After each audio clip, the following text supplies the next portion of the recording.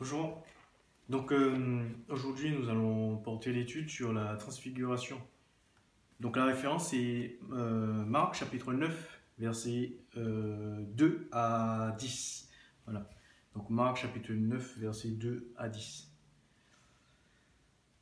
6 jours après, Jésus prit avec Pierre, Jacques et Jean et il les conduisit seul à l'écart sur une haute montagne. Il fit transfigurer devant eux. Ses vêtements devinrent resplendissantes et d'une telle blancheur que personne sur la terre ne peut blanchir autant. Élie et Moïse leur apparurent. Ils s'entretenèrent avec Jésus. Pierre prit la parole et dit à Jésus, « Maître, il est bon pour nous que nous soyons ici. Faisons 3 abris, un pour toi, un pour Moïse et un pour Élie. » Ils ne savaient que dire, car ils étaient effrayés. Une nuée vint les couvrir, et de la nuée sortit une voix. « Celui-ci est mon fils bien-aimé, écoutez-le. »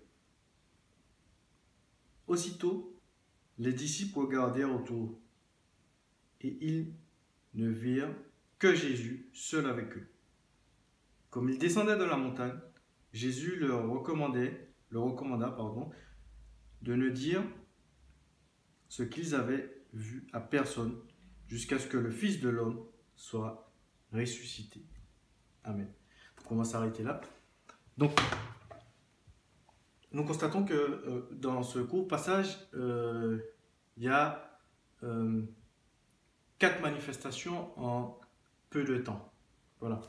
Donc, là, je veux porter votre attention, premièrement, c'est sur le lieu. Donc, le lieu, ils étaient où quand ça s'est passé? Ça s'est passé sur la montagne, donc sur une haute montagne. Nous constatons aussi que dans la Bible, dans beaucoup de récits, Jésus, il allait souvent en montagne pour prier, pour se retrouver seul à seul avec Dieu. Et on constate aussi dans la Bible que, par exemple, Moïse, il est parti dans la montagne également pour récupérer les tables de la loi. Voilà. Donc il y a beaucoup de récits dans la Bible, soit dans la montagne, soit dans le désert. Là, en l'occurrence, c'est dans la montagne. Donc, pour faire le comparatif avec nos vies, je vous invite aussi à trouver votre montagne. Donc, peut-être là où vous êtes, il n'y a pas forcément de montagne, mais il y a un verset qui parle du fait de se retrouver seul avec Dieu, de prendre un temps seul avec Dieu. Et donc, c'est dans la référence, c'est dans Matthieu, chapitre 6, verset 6. Mais quand tu pries, entre dans ta chambre, ferme ta porte et prie ton Père qui est dans les lieux secrets. Et on va s'arrêter là. Voilà. Donc ça, c'est la référence, c'est Matthieu, chapitre 6, verset 6.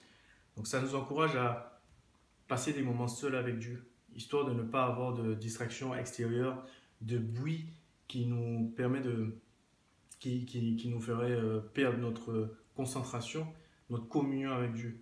Donc Jésus, il avait besoin de cette communion. Donc je nous invite à prendre ce temps avec Dieu. C'est vraiment important. Voilà, donc 4 manifestations, comme je vous ai dit. Donc la première, c'est les vêtements de Jésus qui changent, donc qui deviennent blancs, avec éclat. Donc un autre verset de la Bible dans Matthieu, je ne sais plus quel verset, ça dit aussi que son visage était aussi blanc que ses vêtements. Donc c'est là où on parle de transfiguration. Transfiguration, dans le cas de Jésus, c'était la transfiguration naturelle, physique. Voilà, donc ses vêtements et son visage. Mais nous sommes appelés aussi à avoir une transfiguration, mais une transfiguration pas physique, mais mentale. Donc, j'ai une référence pour ça, c'est le livre de Romains, chapitre 12, verset 2. « Ne vous conformez pas à ce siècle présent, mais soyez transformés par le renouvellement de l'intelligence, afin que vous discerniez quelle est la volonté de Dieu, ce qui est bon, agréable et parfait. » Donc là, ça parle aussi transformation, d'une transfiguration dans notre esprit. Il est bon de penser de la même manière que Jésus lui-même il pense, pour que nous soyons de plus en plus saints, pour que nous puissions rentrer dans la sainteté. Donc, pourquoi Jésus, il a été transfiguré par rapport à ses vêtements et son visage? Parce qu'il était déjà saint. Jésus, c'est le seul homme à avoir foulé la terre et à ne pas avoir eu de péché. Donc, du coup, sa transfiguration était physique. Mais nous, en tant qu'humains, étant donné que nous péchons quasiment tous les jours, à chaque minute, peut-être même chaque seconde, et la Bible nous invite à avoir une transformation, un renouvellement de notre intelligence. Voilà. Deuxième transformation, c'est l'apparition de Moïse et Élie. Donc dans le passage, dans le verset, ça ne nous dit pas ils étaient en train de s'entretenir avec Jésus, mais ça ne nous dit pas de quoi ils parlaient. Alors que Élie et Moïse, pardon, ils étaient déjà morts à cette époque. Mais en soi, ça atteste la légitimité de Jésus. Des grands hommes comme Élie et Moïse qui apparaissent en train de discuter avec Jésus, ça prouve vraiment que Jésus était le Fils de Dieu. Et c'est là que ça prouve vraiment que Jésus était légitime. Et voilà. Donc, on ne va pas trop s'attarder dessus. La troisième manifestation, c'était la nuée. Donc la nuée, dans ce cas-là, ça représentait la présence de Dieu lui-même. Donc Dieu, il est apparu comme une nuée. Et dans cette nuée, il a dit, alors c'est au verset 7, « Celui-ci est mon fils bien-aimé, écoutez-le. » Ben, comme je viens vous le dire, là, ça accentue la légitimité de Jésus. Comme quoi, Jésus est bien le Fils de Dieu. Et à qui ce message était adressé? C'était aux apôtres qui étaient là. Donc Pierre, Jacques et Jean. Cette phrase, cette parole de Dieu, « Celui-ci est mon Fils bien-aimé, écoutez-le », que je sache, c'était la deuxième fois que Dieu le disait. Parce qu'il avait déjà dit une première fois la même phrase quand tout de suite après le baptême de Jésus. Donc quand Jésus est sorti de l'eau, Dieu l'avait dit, ceci est mon fils bien-aimé. Donc en quelque sorte dans cette phrase, ça prouve la fierté de Dieu vis-à-vis de son fils. C'est comme dans la vie de tous les jours, on a par exemple on a un enfant, je sais pas, le mercredi après-midi, on va voir l'enfant faire du sport, au foot ou peut-être à l'athlétisme, mais quand on voit notre enfant en train de courir plus vite que les autres, ou en train de faire des dribbles, ou même on a envie de se lever et de dire « Ah, c'est mon fils, oui, c'est... » Là, en fait, Dieu fait pareil parce qu'il est fier de Jésus et c'est son fils unique. Et là, il dit à haute voix pour qu'il y ait des témoins, « Celui-ci est mon fils bien-aimé, écoutez-le. » Donc, pareil, quand il y a des réunions parents-prof et qu'on cite le nom de notre enfant en tant que premier de la classe, on a envie de se lever, ouais, c'est mon fils, on est fier de notre fils. Mais je tiens à vous dire aussi qu'aujourd'hui, Jésus est aussi fier de nous. Sachez-le, il est dans nos vies, il voit ce que nous faisons, malgré le fait que nous péchons tous les jours, mais Jésus, il est fier de nous. Et il a envie de crier, je suis sûr qu'il a envie de crier au monde entier, Ismaël est mon fils, voilà. Donc, je suis convaincu que Jésus est fier de nous. Donc ça, c'était la troisième manifestation. Et enfin, la dernière manifestation, non, c'était la quatrième manifestation. Donc, c'est au moment où que Dieu a parlé. Voilà.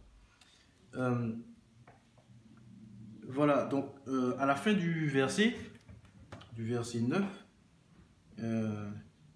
Jésus, il dit aux disciples de garder cela pour eux. Donc exactement, ça dit, comme ils descendaient de la montagne, Jésus leur recommanda de ne dire ce qu'ils avaient vu à personne jusqu'à ce que le Fils de l'homme soit ressuscité. Donc là, Jésus il a été un peu vague sur le fait qu'il sera crucifié. Il n'a pas parlé de crucifixion, mais en tout cas, je crois que c'est l'une des premières fois où Jésus essaie de faire comprendre à ses disciples qu'il sera crucifié et qu'après il ressuscitera. Voilà. Donc, pourquoi Jésus a demandé à ses disciples de ne pas dire ça, ce qu'ils avaient vu aux autres personnes? À mon avis, c'est parce que je pense que certaines choses, toutes choses ne sont pas bonnes à dire aux autres. Parce que forcément, des fois, nous voyons des choses ou nous faisons des choses que nous sommes prêts à vivre, mais en le disant aux autres, ça peut blesser les autres et les autres ne risquent de ne pas comprendre ce qui s'est passé. Pourquoi? Parce qu'ils n'ont peut-être pas la bonne mentalité pour comprendre et du coup, toute chose n'est pas bonne à dire à son prochain. Donc, comme la Bible dit des fois, enfin, comme la Bible dit, avant de parler, il faut tourner sa langue 7 fois dans sa bouche. Donc, voilà. Voilà, donc c'est ce que j'avais à vous dire aussi au sujet de la transfiguration. Donc, soyez bénis. Euh, Trois choses en conclusion. Trouvez notre montagne, donc notre lieu secret où nous serons en privé avec notre Dieu. Et du coup, on pourra avoir une interaction avec lui, un dialogue en étant. Alors, il y a du bruit ou il y a de la distraction. On n'est pas vraiment seul à seul avec notre Dieu. Deuxièmement, je vous invite aussi à être transformé. Donc, à être transformé, comme la Bible dit dans Romains 12, verset 2, par le renouvellement de notre intelligence. Voilà. Et troisième conseil, Dieu, notre Père, il est vraiment fier de nous. Donc, soyez bénis et à bientôt.